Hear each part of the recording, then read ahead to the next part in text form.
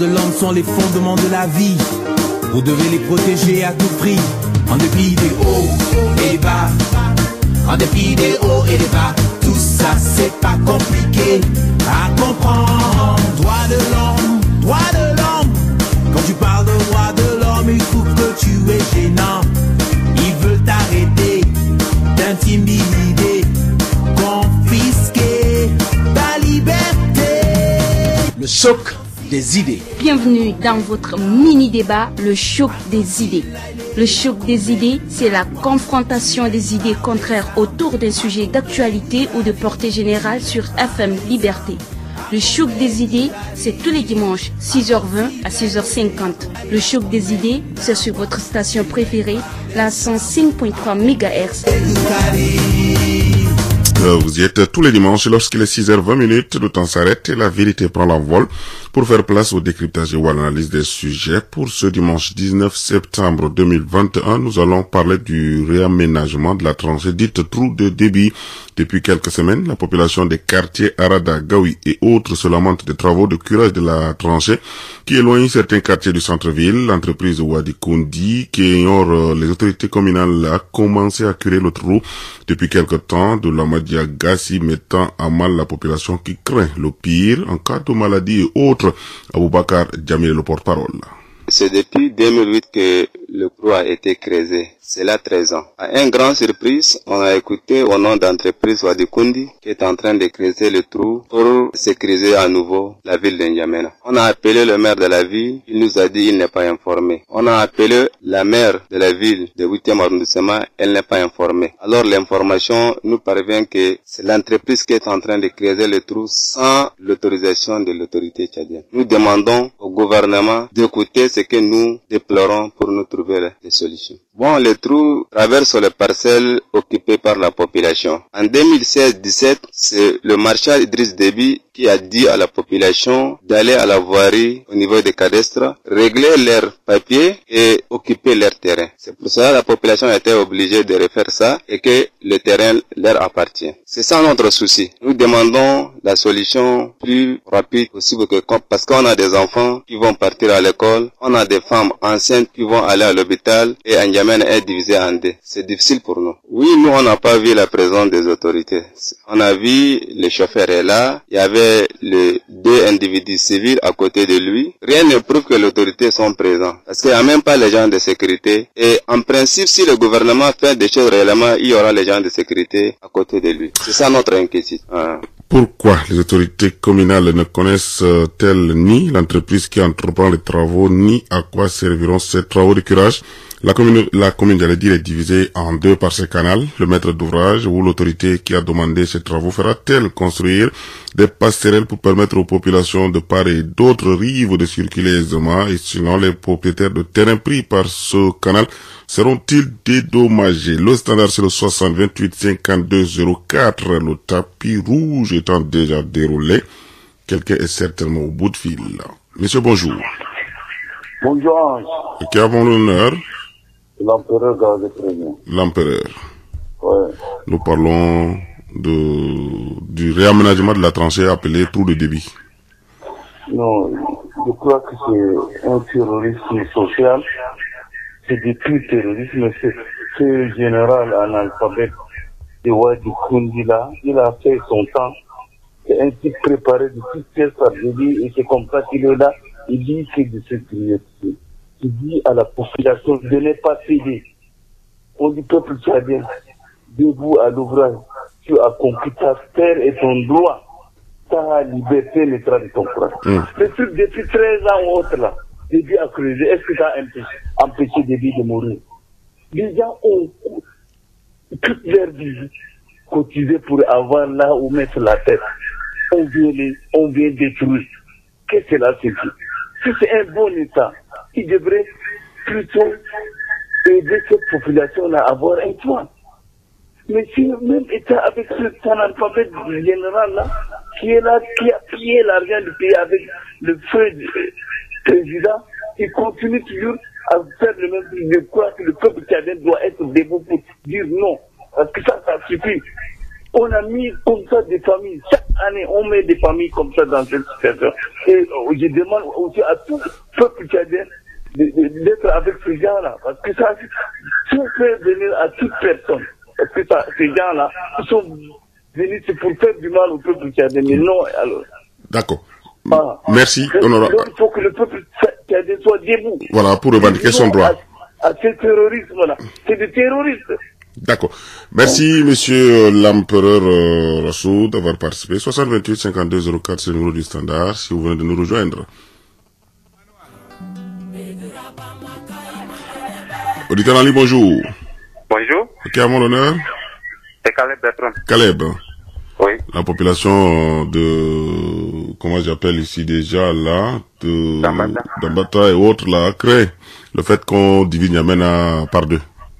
Ok, merci. Après, les trous de vie, c'est les trous caca alors. Peut-être. Bon, ce qu'ils doivent savoir est que c'est pas le fait de creuser les trous là qui assure la sécurité du pays, ou bien, n'est-ce pas, ce qui va garantir leur pouvoir. Ce qui peut mieux les protéger, c'est de bien diriger ces pays. C'est justement ça. Il ne faut pas creuser les trous mais s'ils vont creuser les trous, donc les habitants de l'autre côté ne sont pas des Tchadiens alors. Ou bien eux ils sont assoiffés seulement de leur pouvoir, donc ils veulent juste protéger la présidente, c'est juste ça? Non. Caleb. Ils ne doivent pas faire ça. Oui. Le trou est déjà fait. Oui. Qu'est-ce qu'on peut comme solution? Ce qu'il faut faire comme solution est que la population doit se mobiliser. Ils n'ont pas évacué la terre, donc cette terre-là même, on peut en utiliser pour refermer les trous. Ça ne peut pas être un acte de rébellion? C'est logique d'accepter des choses pareilles. Ça ne serait pas un acte de rébellion, monsieur Caleb? Non, c'est ce qu'ils sont en train de faire là qui est un acte de rébellion. Parce que comment comprendre qu'une population sur un territoire, vous venez en un seul jour et puis vous creusez les trous pour les diviser et puis exposer une partie de la population à des dangers imminents. Donc c'est ça qui est la rébellion. Ce que la population va faire est en sorte un acte de sauvetage. Il ne faut pas abandonner la population de l'autre côté. Donc nous avons déjà assez marre de ce genre de traitement là. Comment comprendre que les autorités locales, les chefs de carré, les mairies et autres ne soient pas informés de ce genre de projets? C'est leur circonscription, donc si quelque chose doit se faire, ils doivent être au préalable consultés. Mais quand des choses pareilles se produisent, ils doivent également venir en opposition. C'est ça qui va déterminer vraiment leur force ou bien jouer leur rôle. Mais eux également, ils restent moribonds et ils observent les choses. C'est pas du tout logique. Vous voyez, juste 2 ou 3 personnes ramassent des problèmes pour venir creuser et puis eux, ils sont restés comme ça, sans rien dire. Et c'est maintenant qu'ils viennent se plaindre devant qui? Ce genre de Tchad-là est déjà passé au temps de vie. Maintenant, là, nous sommes en train de fonder un nouveau Tchad. Donc, plus question de considérer certaines personnes au-delà des autres. Nous sommes tous égaux. Donc, quel que soit leur rôle, quel que soit leur rang, quelle que soit leur position, quand ils veulent faire quelque chose, ça doit être en concertation avec la population. Si la population se rend compte que cela ne va pas dans son avantage, elle a l'obligation, elle a le plein droit d'opposer refus. Mais comment la population va rester comme ça? On vient, on les divise en 2 parties, on laisse une partie exposée au danger. Il faut qu'on fasse quelque chose au courant de la semaine pour que ces genre de situations ne se répètent pas. D'accord, on aura compris, monsieur Caleb, merci. Caleb. D'accord, on aura compris, vous avez tout dit. 60 28 52 04, c'est le numéro du standard. Si vous voulez nous rejoindre, nous parlons du réaménagement de la tranchée dite trou de débit. Auditeur en ligne, bonjour. Bonjour. La population, à qui avons-nous le donné d'abord? Je suis Célestin, je vous appelle d'Abena. Voilà, Célestin. Vous appelez d'Abena. Vous êtes voisins au quartier qui sont séparés de N'Djamena, disons. Ce trou, les gens créent juste pour assurer leur sécurité, non sécuriser la ville, moins encore sécuriser la population. C'est juste pour sécuriser leur pouvoir. Et c'est autant de dévier les gens, l'autre imite seulement, c'est-à-dire son fils là, il imite seulement pour pouvoir protéger son pouvoir, aller doiter leur plan de sécurisation, c'est juste pour éviter l'entrée des rebelles, c'est juste ça seulement. Sinon, je vois pas autre arrière-pensée. Merci Célestin d'avoir été bref. 60 28 52 04, c'est le numéro du standard.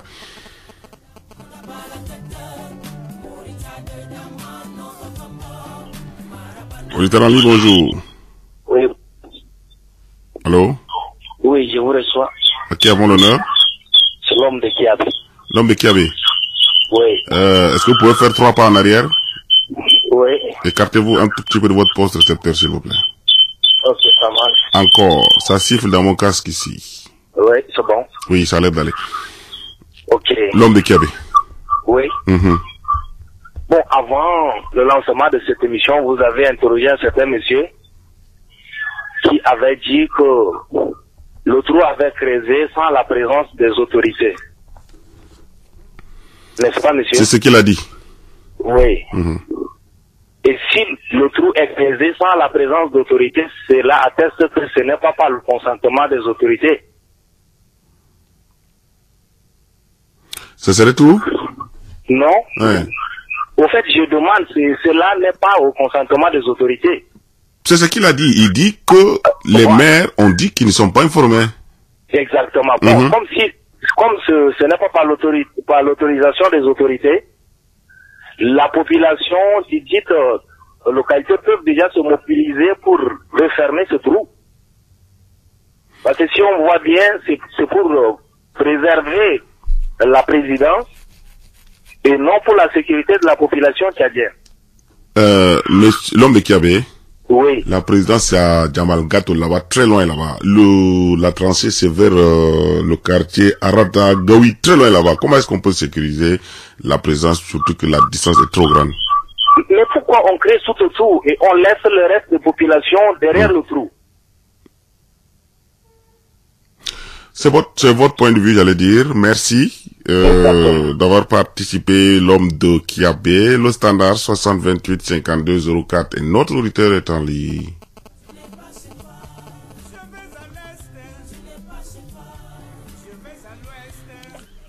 Auditeur en ligne, bonjour. Oui, bonjour. Qu'est-ce qui est au téléphone?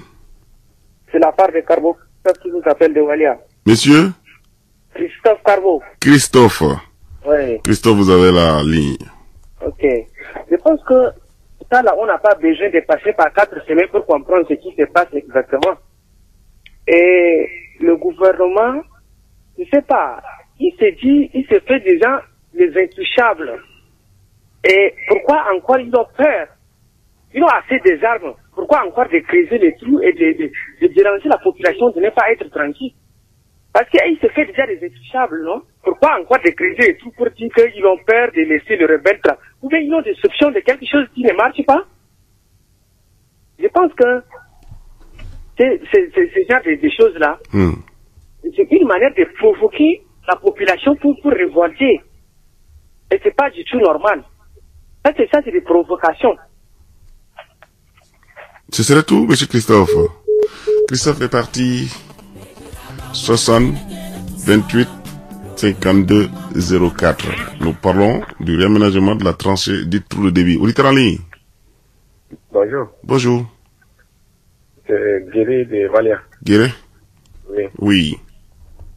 Je voulais intervenir à propos de ce trou de débit. Vous y êtes, monsieur.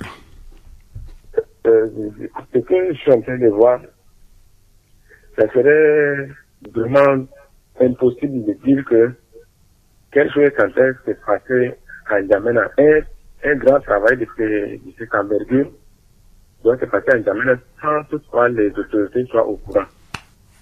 Et si aujourd'hui les différents maires de la ville disent qu'ils ne sont pas informés, c'est un faux problème. Aujourd'hui, je vous assure, si tu prends seulement une pelle, tu viens creuser quelque part, les autorités de la place sont informées. Combien de fois un proclaim qui vient creuser les trous et les autorités vont dire qu'ils ne sont pas informés, ça c'est un proclaim.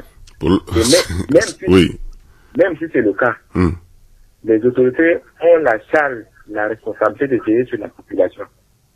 Du moment où les autorités sont informées, pourquoi ne pas descendre au terrain pour tirer le problème au clair? Ce silence est un silence complice. Ça, il faut qu'on se le dise clairement. Maintenant, deuxième aspect, quand on se lève pour manifester, quand on se lève pour dire non, c'est pas parce qu'on est des délinquants, c'est pas parce qu'on veut seulement perturber la population ou encore perturber les autorités. On veut seulement que les gens nous reconnaissent comme les égaux.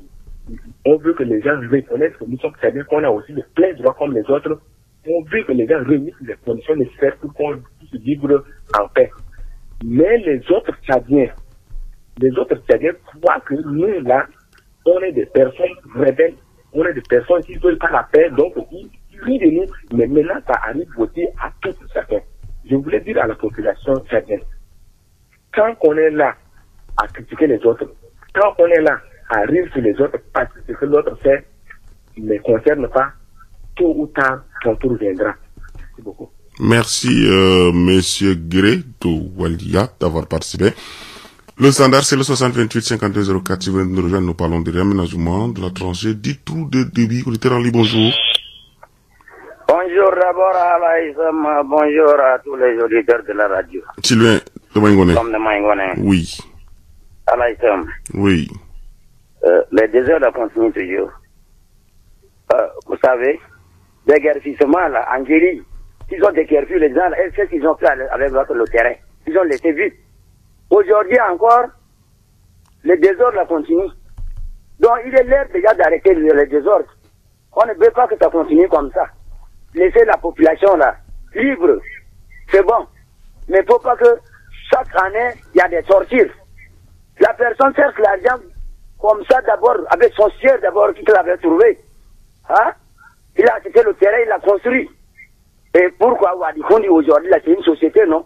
Si eux, ils veulent, là, ils vont acheter avec les gens. On va aller confisquer forcément. Il va autant dire qu'aller régler avec les chefs de carré, les mairies, et puis aller renvoyer les gens. C'est pas ça. Arme, là, c'est pour sécuriser la population. C'est pas pour tuer la population.